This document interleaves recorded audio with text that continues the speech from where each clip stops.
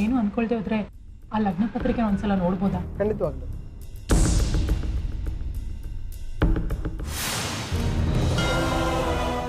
Aunty, ಇದು ಆರ್ಯ ಮತ್ತೆ ಸ್ವಾತಿ ಮದುವೆ ಇನ್ವಿಟೇಷನ್ನು. ಇವರು ಡಿವೋರ್ಸ್ಗೆ ಒಪ್ಕೊಂಡಿದ್ದಕ್ಕೆ ಜೀವನಾವಶಾಂತ ಆರ್ತಿ ಅವರಿಗೆ 50,000 ರೂಪಾಯಿ ಪ್ರತಿ ತಿಂಗಳು ಕೊಡೋದಕ್ಕೆ ಒಪ್ಕೊಂಡಿದ್ದಾರೆ. ಇಲ್ಲ ಸರ್, ನಾನು ಇದಕ್ಕೆ ಸೈನ್ ಮಾಡಲ್ಲ. ಯಾಕೆ ಮಾಡಲ್ವಂತೆ? Divorce ಕೊಡಲ್ವಂತೆ sir.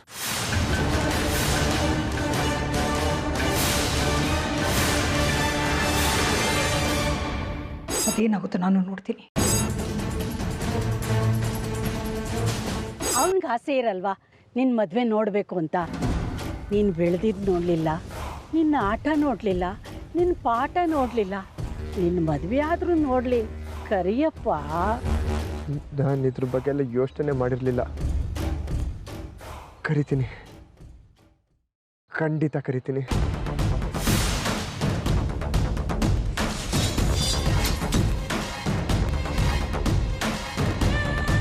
ಕರಿಯಪ್ಪ, ಕರಿ.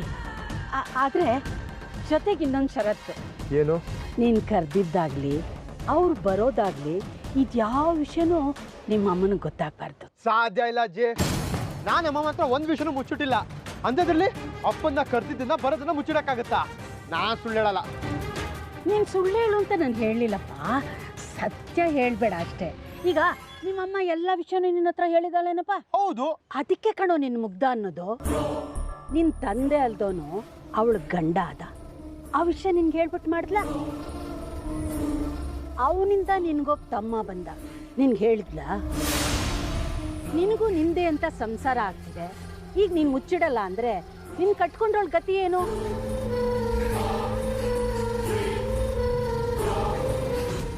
ಆಯ್ತಪ್ಪ, ಈಗ ನೀನು ಹೇಳಿದೆ ಅಂತ ಇಟ್ಕೋ. ಏನಾಗುತ್ತೆ?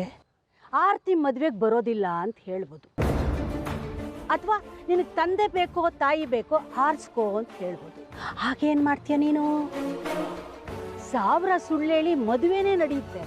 ಇಷ್ಟಕ್ಕೂ ನೀನು ಸುಳ್ಳು ಹೇಳ್ತಾನೆ ಇಲ್ಲ ಕಣ.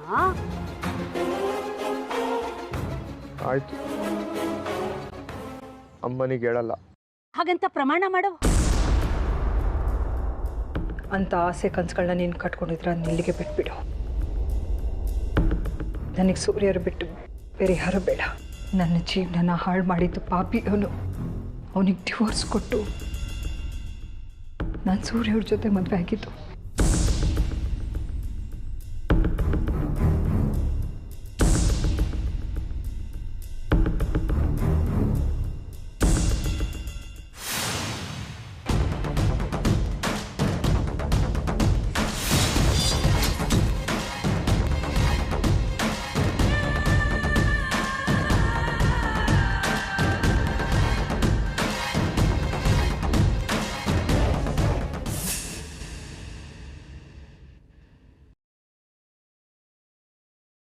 ಬಂದ್ರ ನಿಮಗೆ ಕಾಯ್ತಾ ಇದ್ದೆ.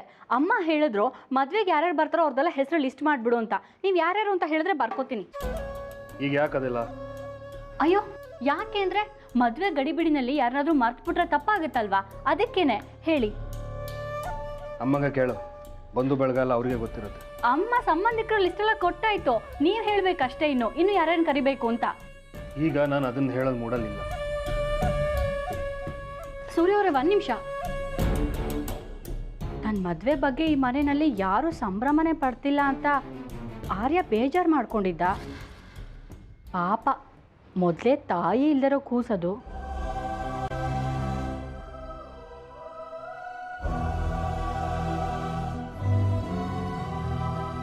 ಏನು ಲಿಸ್ಟ್ ಮಾಡಿದ್ಯಾ? ನಾನು ಮಿನಿಸ್ಟರ್ಸು, ಸೆಕ್ರೆಟರೀಸು ಅವ್ರದ್ದೆಲ್ಲ ಹೆಸರು ಬರೆದಿದ್ದೀನಿ.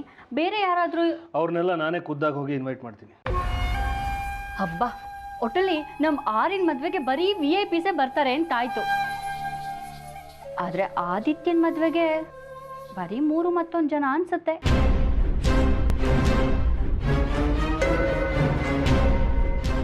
ಅಂದರೆ ಆದಿತ್ಯನ ತಾಯಿ ಆರ್ತಿ, ಅವ್ರ ಅಜ್ಜಿ ಶೋಭಮ್ಮ, ನಿರೋಷನ್ ತಂದೆ ಚಿದಂಬರಂ, ಆಮೇಲೆ ಆದಿತ್ಯನ ತಂದೆ ಶಶಾಂಕ್.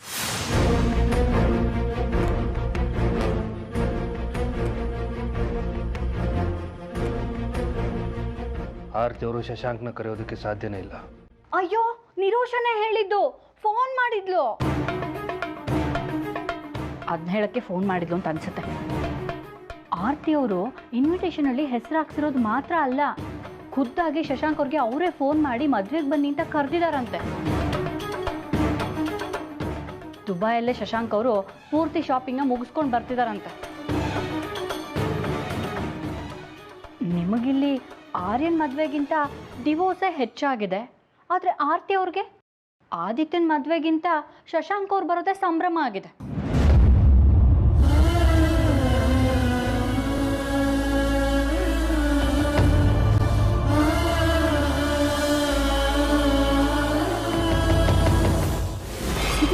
ಇದೇ ಕಣೆ ಶಶಾಂಕ್ ನಂಬರು, ಫೋನ್ ಮಾಡೆ. ನನ್ನ ಪರಿಚಯ ಇದೆಯಾ ಅವ್ರಿಗೆ? ಈ ಕಣೆ ನಿನ್ ಫೋಟೋ ಕೂಡ ನೋಡಿದ್ದಾನ ಅವನು. How sweet. ರಿಂಗ್ ಆಗ್ತಿದೆ. ಹಲೋ ಹಲೋ ಮಾವ, ನಾನು ನಿರೋಷಾ. ನಾನು ಗೊತ್ತಾ ನಿಮಗೆ? ಥ್ಯಾಂಕ್ ಯು ಸೋ ಮಚ್ ಮಾವ. ಸದ್ಯದಲ್ಲೇ ನನ್ನ ಮತ್ತೆ ಆದಿತ್ಯನ ಮದುವೆ. ನಿಮ್ಮ ನಿರೀಕ್ಷೆಲೆ ನಾವು ಕಾಯ್ತಿರ್ತೀವಿ. ಹಾಂ ಇದ್ದಾರೆ, ಒಂದು ನಿಮಿಷ ಕೊಡ್ತೀನಿ.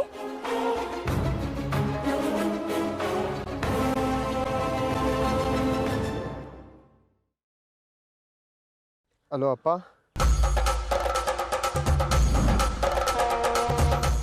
ಮದುವೆಗೆ ಬನ್ನಿ.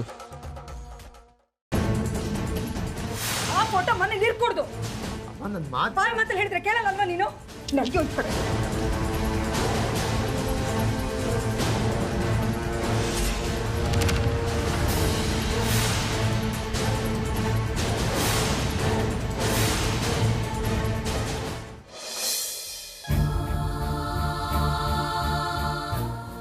ಆರ್ತಿ ಅವರು ಇನ್ವಿಟೇಷನಲ್ಲಿ ಹೆಸರು ಹಾಕ್ಸಿರೋದು ಮಾತ್ರ ಅಲ್ಲ, ಖುದ್ದಾಗಿ ಶಶಾಂಕ್ ಅವ್ರಿಗೆ ಅವರೇ ಫೋನ್ ಮಾಡಿ ಮದುವೆಗೆ ಬನ್ನಿ ಅಂತ ಕರೆದಿದ್ದಾರಂತೆ.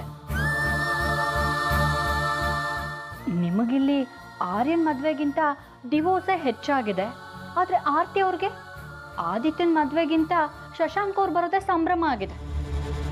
ಮಾವ, ರಿಸೆಪ್ಷನ್ಗೆ ಬೇರೆ ಥರನೇ ಪ್ಲ್ಯಾನ್ ಮಾಡೋಣ.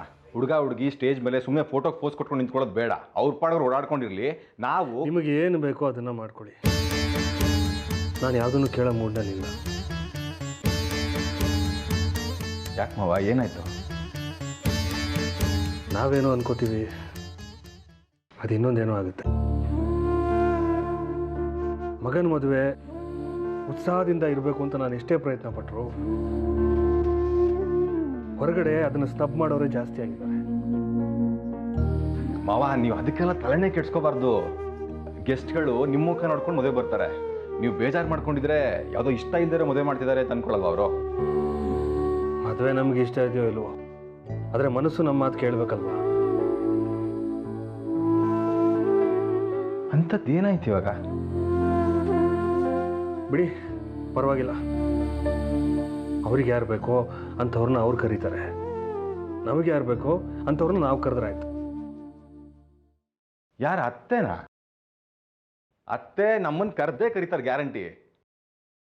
ಭ್ರಮೆ ನಿಮಗೆ. ಖಂಡಿತ ಅವ್ರು ನಮ್ಮನ್ನು ಕರೆಯಲ್ಲ. ನಾವು ಬರಬಾರ್ದು ಅಂತಾನೆ ಅವ್ರಿಷ್ಟೆಲ್ಲ ಮಾಡ್ತಿರೋದು. ಅತ್ತೆ ಚೆ ಮಾವ, ಅತ್ತೆ ಮದುವೆ ಗೊತ್ತಾದ ಕೂಡಲೇ ನಮ್ಗೆ ಹೇಳೋದಕ್ಕೆ ಅಂತ ಬಂದಿರ್ಲಿಲ್ವಾ? ಅಂಥವ್ರು ನಮ್ಮನ್ನು ಕರೀದೇ ಇರ್ತಾರ? ಇಷ್ಟಕ್ಕೂ ಅವ್ರು ಯಾರೋ ಬಂದ್ರೆ ನಾವ್ಯಾಕೆ ಹೋಗ್ಬಾರ್ದು? ಅಲ್ಲಮ್ಮವ, ಯಾರನ್ನು ಕರೆದಿದ್ದಾರೆ ಅತ್ತೆ ಇವಾಗ? ಶಶಾಂಕ್ನ ಕರೆದಿದ್ದಾರೆ.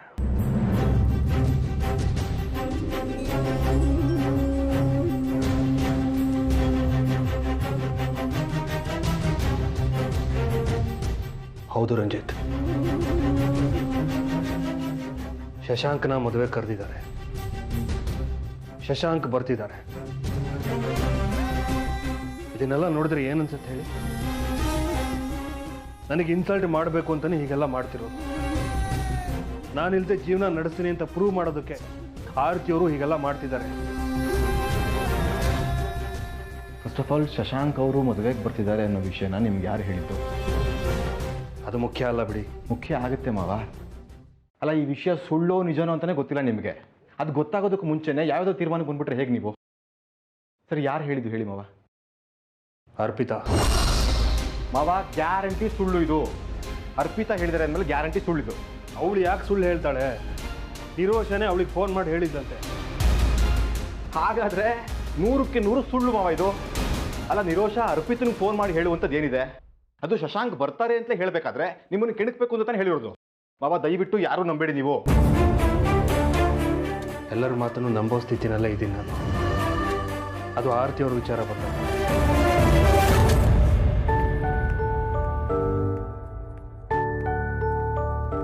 ತಪ್ಪು ಮಾವ. ಅತ್ತೆ ಬಗ್ಗೆ ನಿಮ್ಗೆ ಅಸಮಾಧಾನ ಇದೆ ಅಂತ ಅತ್ತೆ ಬಗ್ಗೆ ಯಾರು ಏನು ಹೇಳಿದ್ರು ನಂಬಾರ್ದು ಅದನ್ನು ನೀವು. ಅದರಿಂದ ನಿಮಗೆ ಅತ್ತೆ ಮೇಲಿರೋ ಅಸಮಾಧಾನ, ಸಿಟ್ಟು, ದ್ವೇಷ ಎಲ್ಲ ಜಾಸ್ತಿ ಆಗ್ತಾ ಹೋಗುತ್ತೆ. ಅದೆಲ್ಲ ಜಾಸ್ತಿ ಆಗಲಿ ಅಂತಾನೆ ಇವ್ರುಗಳು ಇದನ್ನೆಲ್ಲ ಮಾಡ್ತಿರೋದು, ಸುಳ್ಳು ಮೇಲೆ ಸುಳ್ಳು ಪೋಣಿಸ್ತಾ ಇರೋದು. ಯಾವುದು ಸರಿನೋ ಯಾವುದು ತಪ್ಪೋ ಅದು ನನಗೆ ಲೆಕ್ಕಕ್ಕಿಲ್ಲ. ಆದರೆ ಆದಿ ಮದುವೆಗೆ ಶಶಾಂಕ್ನ ಕರೆಸ್ತಿದ್ದಾರೆ ಅನ್ನೋ ಸುದ್ದಿ ನನಗೆ ಹಿಂಸೆ ಕೊಡ್ತಿದೆ. ಶಶಾಂಕ್ ಮೇಲೆ ನನಗೆ ಸಿಟ್ಟಿಲ್ಲ, ಆದರೆ ಅವನ್ನ ಕರ್ಸ್ಕೋಬೇಕು ಅನ್ನೋ ಉದ್ದೇಶ ನನಗೆ ಅವಮಾನ ಮಾಡಬೇಕು ಅಂತಿರೋದು. ಅದು ನನಗೆ ಹಿಂಸೆ ಕೊಡ್ತಿದೆ. ನೀವು ಹಿಂಸೆ ಪಡ್ಕೋತಿರೋದನ್ನ ನೋಡೋಕ್ಕಾಗ್ತಿಲ್ಲ ಮಾವ ನನ್ನ ಕೈಲಿ. ಅಲ್ಲದೆ ಅತ್ತೆ ಬಗ್ಗೆ ಸುಮ್ಮನೆ ಅಸಮಾಧಾನ ಜಾಸ್ತಿ ಮಾಡ್ಕೋತಿರೋದನ್ನು ಸಹಿಸ್ಕೊಳಕ್ಕಾಗ್ತಿಲ್ಲ ನನಗೆ. ಮದುವೆ ನೆಪದಲ್ಲಿ ನಿಮ್ಮ ಅತ್ತೆ ಮಧ್ಯೆ ಇರೋ ಅಂತರನ ಜಾಸ್ತಿ ಮಾಡಬೇಕು ಅಂತ ಎಲ್ಲರೂ ಕಾಯ್ಕೊಂಡು ನಿಂತಿದ್ದಾರೆ. ನನಗೊಂದು ಅರ್ಧ ಗಂಟೆ ಟೈಮ್ ಕೊಡಿ ಮಾವ, ಇದೆಲ್ಲ ಸುಳ್ಳು ಅಂತ ಪ್ರೂವ್ ಮಾಡ್ತೀನಿ ನಾನು.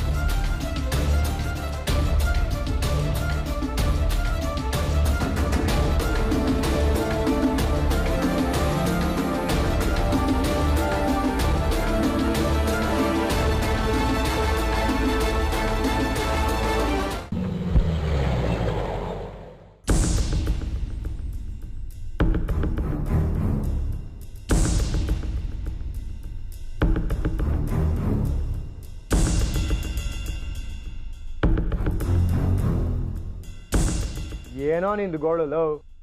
ನಮ್ಮಮ್ಮನ ಮೀಟ್ ಮಾಡಕ್ ಬಂದಿದ್ರೆ ನೋ ಎಂಟ್ರಿ. ನಾವುಗಳೆಲ್ಲ ತುಂಬಾ ಬಿಸಿ. ನಿಮ್ಗಳ ಥರ ಮ್ಯಾರೇಜ್ ಮೇಕರ್ ಇಲ್ಲ, ಎಲ್ಲ ಕೆಲಸಗಳು ನಾವೇ ಮಾಡಬೇಕು. ಮ್ಯಾರೇಜ್ ಮೇಕರ್ ಅನ್ನೋ ಹೆಸರಿಂದ ನೀವು ಮಾಡಿದ ಮೋಸ ನಮ್ಗೇನು ಗೊತ್ತಿಲ್ವಾ? ಪ್ಲೀಸ್ ನನ್ನ ತಡಿಬಿಡಿ, ಒಂದೇ ಒಂದು ವಿಷಯ ಕ್ಲಾರಿಫೈ ಮಾಡ್ಕೋಬೇಕು ನಾನು. No chance. ನನಗೆ ನಿನ್ನ ವಿವರಣೆ ಬೇಕಾಗಿಲ್ಲ.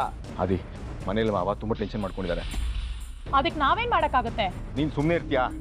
ಅದೇ ನೀನು ಹೇಳು, ನಿನ್ನ ಮದುವೆಗೆ ಶಶಾಂಕ್ ಅವ್ರು ಬರ್ತಿದ್ದಾರಾ? ಹೌದು. ಏನೀಗ?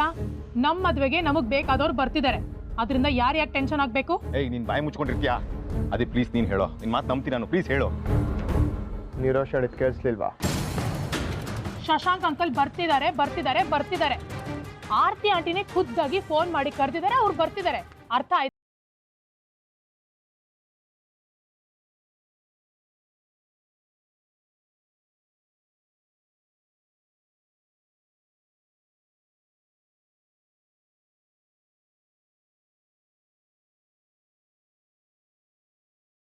ತಂದೆ ತಾಯಿ ಇಬ್ರು ಇರ್ಬೇಕು ಅಂತ ಅನ್ಕೊಂಡಿದ್ವಿ, ಅದೇ ಪ್ರಕಾರ ನಡೀತಿದೆ.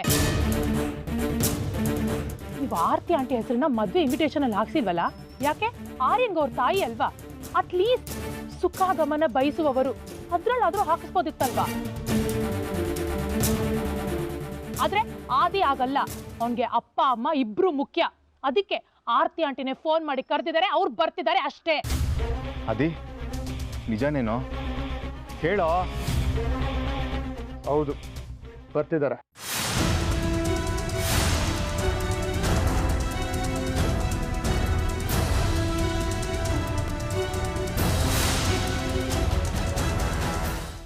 ಆರ್ತಿ, ಇನ್ನೆರಡು ದಿವಸದಲ್ಲಿ ಎಲ್ಲ ಕೆಲಸನೂ ಮುಗಿಸ್ಕೊಂಡ್ಬಿಡ್ಬೇಕು. ಚಪ್ರದ ಪೂಜೆ ಆದಮೇಲೆ ಹೊರಗಡೆ ಹೋಗೋ ಆಗಿಲ್ಲ. ಎಲ್ಲ ಮುಗ್ದಿದೆ ಅಮ್ಮ. ನೀನು ಸ್ವಲ್ಪ ಉತ್ಸಾಹದಿಂದ ಇರಬೇಕು ಕಣೆ. ನೀನು ಈ ರೀತಿ ಮುಖ ಇಟ್ಕೊಂಡ್ರೆ ಆದಿಗೆ ಹೇಗಾಗ್ಬೇಡ ಹೇಳು? ಅವ್ನು ನಿನ್ನ ಮೇಲೆ ಜೀವನ ಇಟ್ಕೊಂಡಿದ್ದಾನೆ. ಅವನನ್ನು ಬಿಟ್ಟರೆ ನನಗಿನ್ಯಾರಿದ್ದಾರಮ್ಮ? ಹಾಗೆ ಹೇಳ್ತೀಯ, ಆಮೇಲೆ ಎಲ್ಲ ಪದ್ಧತಿನೂ ನೀನೇ ಮಾಡ್ಕೊಳ್ಳೋದು. ಡಿವೋರ್ಸ್ ಬೇಡ ಅಂದರೆ ಆಗಿರೋದು. ಸುಮ್ಮನೆ ಕೇಸು ಪಾಸು ಅಂತೆಲ್ಲ ಬೇಕಿತ್ತಾ? ಆದಿ, ನಿನ್ನ ಕಡೆಯಿಂದ ಮದುವೆ ಕೆಲಸಗಳೆಲ್ಲ ಮುಗ್ದಿದ್ಯಾ? ಅಮ್ಮ, ಟೈಲರ್ ಬಟ್ಟೆಗಳನ್ನೆಲ್ಲ ಕೊಟ್ನಾ? ಟೈಲರ್ ಏನೇ ಬಂತು, ಕಲ್ಯಾಣ್ ಕುಮಾರ್ ಅವತ್ತೇ ಎಲ್ಲ ಮಾಡಿದನಲ್ಲ. ಮದುವೆನೂ ಅಷ್ಟೇ, ಎಲ್ಲ ಏರ್ಪಾಡು ಅವನೇ ಮಾಡ್ತಾನೆ. ನಾವೇನಿದ್ರು ಅಲಂಕಾರ ಮಾಡ್ಕೊಳ್ಳೋದು, ಬಂದವ್ರನ್ನ ಮಾತಾಡ್ಸೋದು ಅಷ್ಟೇ. ಅದೇ ನಿನ್ನ ಕಡೆಯವ್ರನ್ನೆಲ್ಲ ಕರೆದಾಯ್ತಾ? ಅವನ ಕಡೆಯವರು ಅಂದರೆ ಏನೇ? ಅವನಿಗೇನು ಬೇರೆ ಬಂಧು ಬಳಗ ಇದ್ದಾರಾ?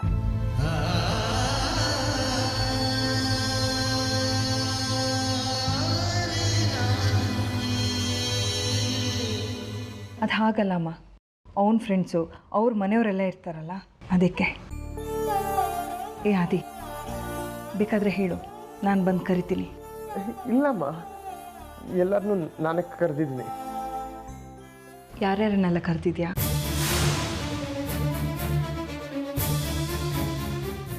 ಹೇಳ್ತೀನಿ, ಹೇಳಲೇಬೇಕು. ಅದು ಯಾರನ್ನ ಕರೆದಿದ್ದೀನಿ ಅಂದರೆ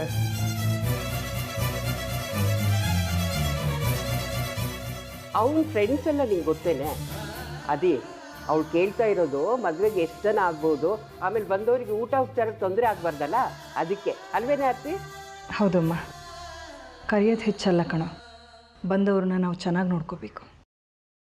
ಅಮ್ಮ, ಅದು ಯಾಕೋ ಮೀನಾ ವಿಷಯ ಎಣಿಸ್ತಾ ಇದೆಯಾ? ಏನಾಯಿತು? ಮದುವೆಗೆ ಅಪ್ಪನ ಕರೆದಿರೋದು ಅಮ್ಮನಿಗೆ ಹೇಳಲೇಬೇಕು. ಅಮ್ಮ ಅಪ್ಪನ ಮದುವೆಯಲ್ಲಿ ನೋಡಿ ಶಾಕ್ ಆಗೋದು ಬೇಡ. ಅದೇ ಏನು ಯೋಚಿಸ್ತಾ ಇದೆಯಾ? ಹೇಳು. ಅಮ್ಮ, ನಿನಗೆ ಹೇಳ್ದೆ ಒಂದು ತಪ್ಪು ಕೆಲಸ ಮಾಡಿದ್ದೀನಿ. ಅತ್ತೆ, ಮದುವೆಗೆ ನಂಗೋಸ್ಕರ ಒಂದು ಸೀಕ್ರೆಟ್ ಗಿಫ್ಟ್ ತಗೊಂಡಿದ್ದಾನಂತೆ. ನಿಮಗೆ ಹೇಳ್ದೆ ಮಾಡಿರೋ ಮೊದಲನೇ ಕೆಲಸ ಅಂತ ಗಿಲ್ಟ್ ಅವನಿಗೆ, ಅಲ್ವೇನೋ? ಅದೇ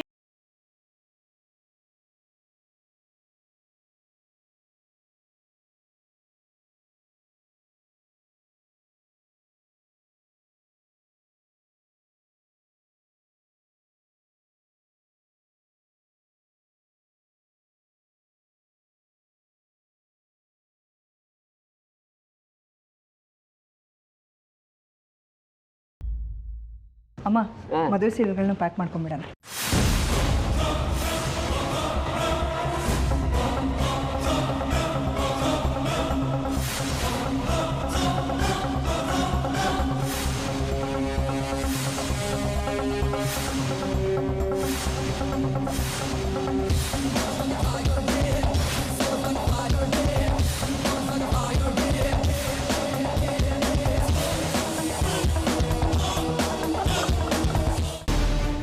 ನಿನ್ನ ತಂದೆ ಅಲ್ದೋನು ಅವಳು ಗಂಡ ಆದ. ಆ ವಿಷಯ ನಿನ್ಗೆ ಹೇಳ್ಬಿಟ್ಟು ಮಾಡಿದ್ಲ. ನಿನಗೂ ನಿಂದೆ ಅಂತ ಸಂಸಾರ ಆಗ್ತಿದೆ. ಈಗ ನೀನು ಮುಚ್ಚಿಡಲ್ಲ ಅಂದರೆ ನಿನ್ನ ಕಟ್ಕೊಂಡ್ರವಳ ಗತಿ ಏನು? ಆ ಫೋಟೋ ಮನೇಲಿ ಇರ್ಕೊಡ್ದು. ಬಾಯಿ ಮಾತಲ್ಲಿ ಹೇಳಿದ್ರೆ ಕೇಳಲ್ಲಲ್ವಾ ನೀನು? ನಡ್ಗೆ ಒಂದು ಕಡೆ.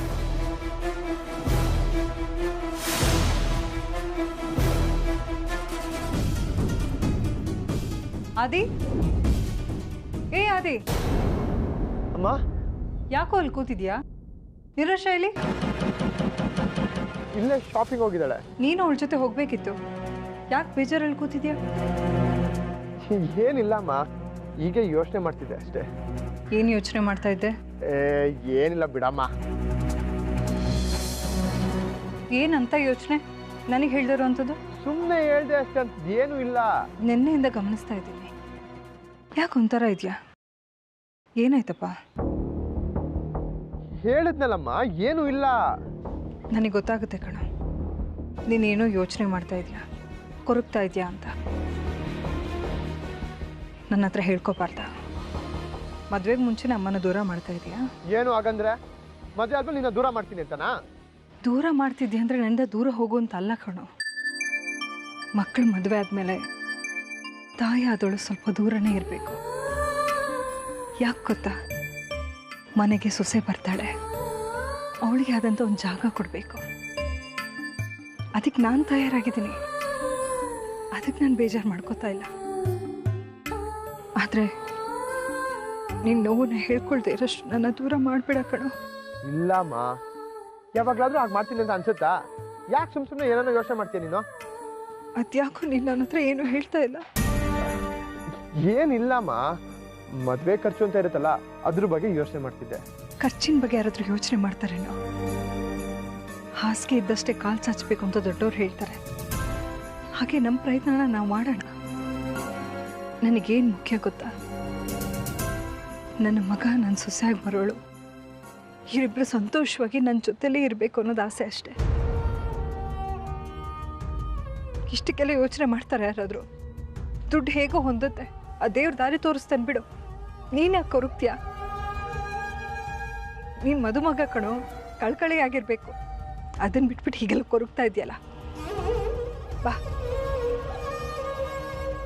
ನಾ ಕೊರಗ್ತಾ ಇದೀನಿ ಅಂತ ಯಾರು ಹೇಳಿದ್ದು?